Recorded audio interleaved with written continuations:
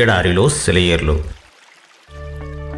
మే 3వ తేదీ కొరకు వ్రాయబడిన ఈ భాగాన్ని మీకు చదివి వినిపిస్తున్నది సహోదరుడు పాల్ సుందరం.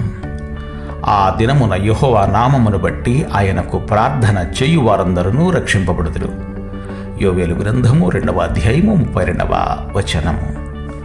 నా దేవుడు నేను చేసే అతి మెల్లని ఆర్తధ్వని కూడా ఆలకించేటంత దగ్గరగా ఉన్నప్పుడు నేను ప్రక్కింటి వాళ్ళ దగ్గరకు ఎందుకు పరిగెత్తాలి? ఆయనకే ఎందుకు నేరుగా మొర్రపెట్టకూడదు? నాకై నేను కూర్చొని పథకాలు అంచనాలు వేసుకోవడం దేనికి?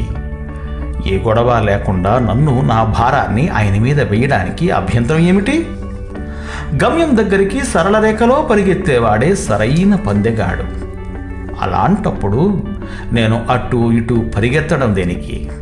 సహాయం కోసం మరెక్కడో వెదికితే నాకు మిగిలేది నిరాశ తప్ప మరేమిటి? అయితే దేవుని దగ్గర నాకు అన్ని సమస్యల నుండి విడుదల దొరుకుతుంది. ఆ నిశ్చయతను ఆయన నాకిచ్చాడు. ఆయన్ని పిలిచి సహాయం కోసం అడగవచ్చునా లేదా అని కనుక్కోనక్కరలేదు. ఎందుకంటే ప్రార్థన చేయు వారందరూ అనే మాట అంతులేనిది. వారందరూ అనే దాంట్లో నేను కూడా ఉన్నాను. అంటే దేవుణ్ణి అడిగిన వాళ్ళు ఎవరైనా అందరికీ అది వర్తిస్తుంది. ఈ వాగ్దానాన్ని బట్టి ఇంత పెద్ద వాగ్దానం చేసిన మహిమ గల దేవునికి వెంటనే ప్రార్థన చేసి సహాయం అర్థిస్తాను. నాకు క్షణాల మీద సహాయం అందాలి. ఎలా అందుతుందో నాకైతే అర్థం కావడం లేదు. అయితే అది నాకు అనవసరం. వాగ్దానం చేసిన వాడే దాన్ని నిలబెట్టుకునేందుకు మార్గాలు పద్ధతులు ఆలోచించుకుంటాడు.